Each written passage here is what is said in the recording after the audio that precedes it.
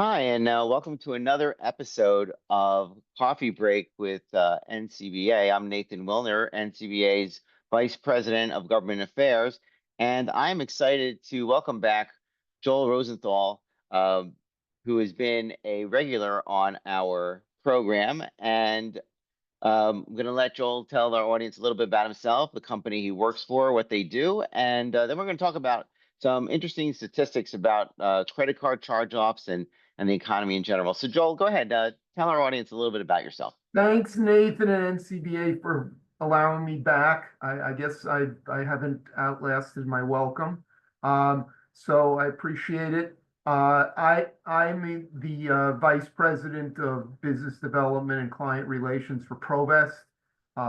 ProVest is a large national process serving company, serving all states and all areas of the MCBA membership.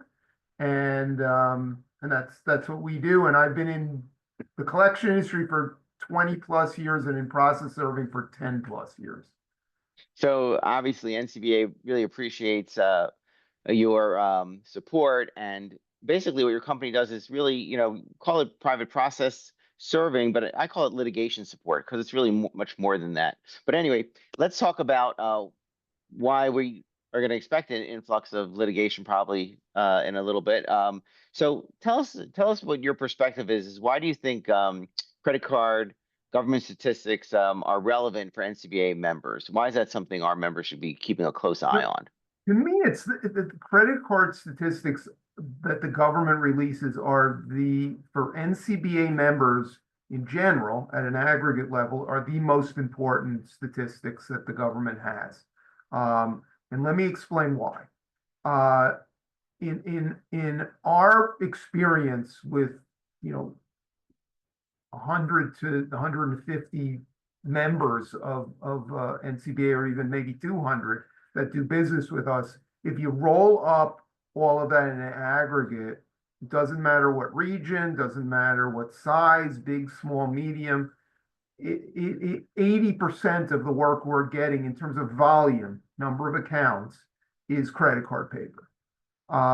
And so in terms of determining the number of accounts that are being fed to the NCBA memberships, I think the statistics of where credit card charge-offs and delinquencies are headed up, down, sideways is a critical factor for determining overall industry volume going forward. So if as an analogy, if GDP, is like the measure of the U.S. economy, or whatever you want to do, to me, there aren't really good statistics for our microeconomy of what we do, but this to me is the closest to having that in terms of giving us a picture of inventory flow.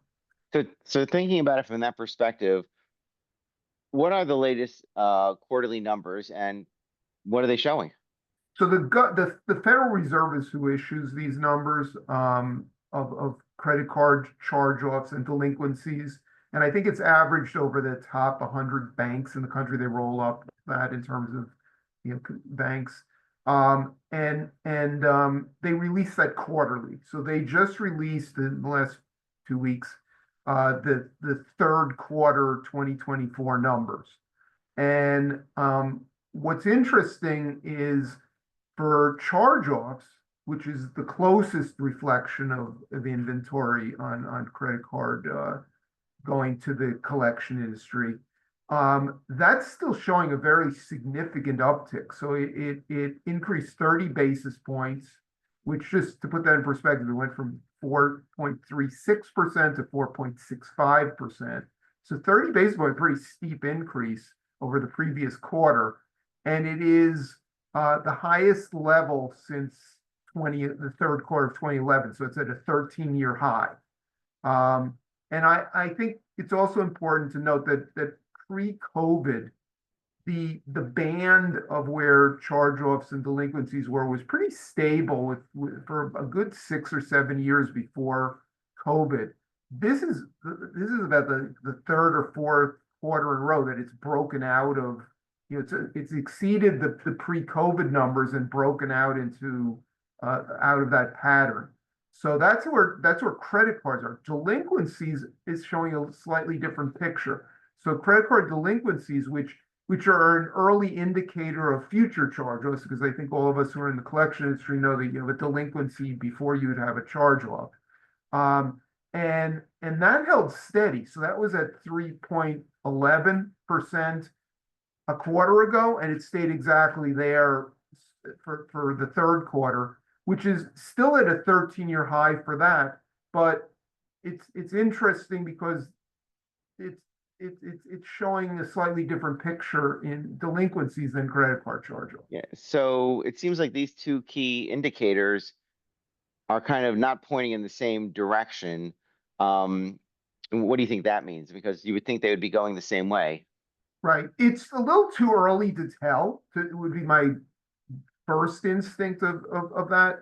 But it's possible that because delinquencies are the early indicator, it's possible things are peaking. Now, whether that means it's taking a temporary breather and it's at a new plateau that will then go up again, or whether it's going to go down, that's too early to tell whether it's going to go up, stay where it is, or go down. Um, it did this it's very, the delinquencies did this about 6 or 9 months ago, the exact same thing, and then start going up again. So what's interesting is the charge-offs are still increasing at a very rapid pace. I mean, 30 basis points in a quarter is a lot.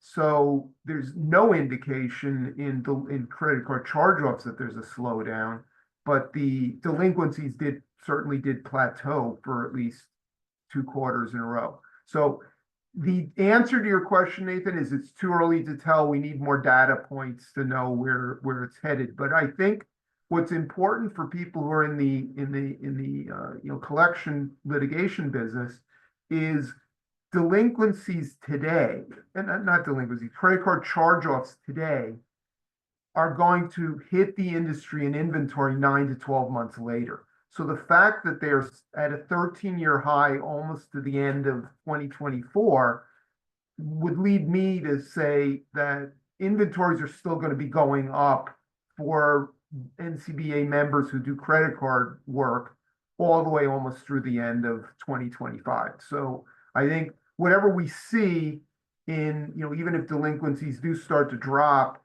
and then credit card charges start to drop, and we see that in the next quarter, that's not going to impact members for 9 to 12 months. So 2025, I think we're still going to be seeing increasing volumes from what has increased over the last 12 months.